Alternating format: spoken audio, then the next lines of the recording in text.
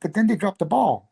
I get sent home because I did like about a week of that, and no, I think it was 2 to 3 weeks, and then I get sent home, and then I'm not getting any money or nothing. They had been paying me beforehand when they first contacted me about it. They started paying me a grand a week, and back then, Wow. not bad. So uh, uh, all of a sudden, I get dropped. I'm out of the face of the, and nobody calls me. So I made some moves, and I went to work in Puerto Rico for a while.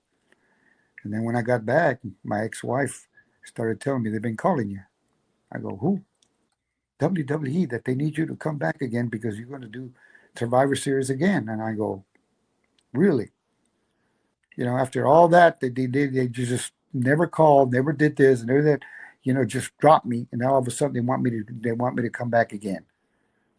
So you know what I did? I I didn't talk to them anymore.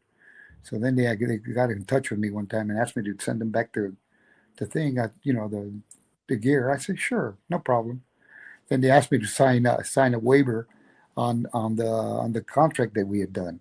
And you know what I did? I signed that too because I asked God about that. He said he didn't want me working for any obscure men. Showed me a verse in the Bible that says that. I didn't understand it at first, and then at first I said, okay, I understand that. So uh, there was a circumstance that not very favorable to